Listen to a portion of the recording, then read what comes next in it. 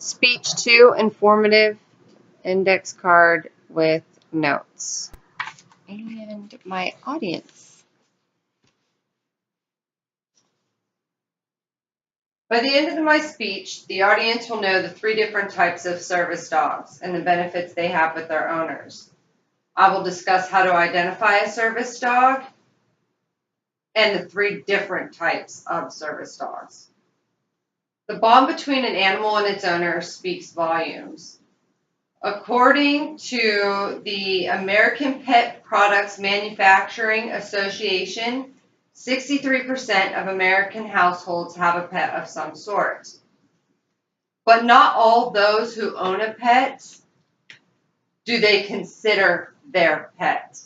According to Census.gov, 56.7 million Americans are disabled.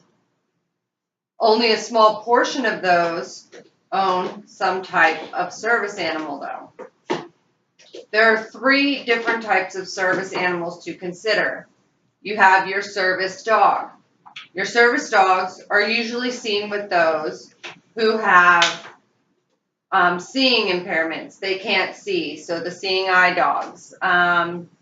You also have ones who can detect seizures in individuals prior to the seizure happening. That way they can have a safe place to lay down before that happens. Service animals are protected by the federal government. So, unlike pets, service animals can't be charged any pet fees or fees associated for deposits, and landlords are unauthorized to tell you otherwise or accept payment for those types of animals. You also have your companion animals. Exhibit A. Companion animals are used for individuals who suffer from PTSD, anxiety, depression. They are, as well, considered service animals, and they are federally protected by our government. So no one can charge us pet fees or any other costs associated with having a pet. In that case, he is doing a service. Now, neither one of the service dogs or the companion dogs need to have any specific training unless stated for a specific condition. So you will have service dogs who are trained to lead the blind. You will have service dogs who will be trained to sniff out a certain smell prior to an individual having a seizure. They recognize certain mannerisms or smells that other humans cannot detect. Companion animals and service dogs usually have a vest or a tag that will identify them in public, and it's imperative that everyone understand that these dogs are not a pet. They are doing a service. So it's important when you see a service animal not to touch them, not to distract them from their duties. You could potentially put their owner at risk. So that's really important to remember.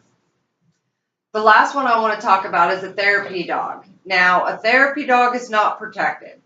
A therapy dog usually has a specific owner who is not disabled, who does not need this therapy dog for any specific medical condition that they may be suffering. However, they take this therapy dog to places such as nursing homes or hospitals, facilities where those who are disabled, who are not capable of caring for a service animal, can still have the benefits of having an animal with them. Studies have showed that it done so much for their well-being, just having you know, a dog around. Now, chances are you know someone, or you have seen or have one of these 3 types of service animals.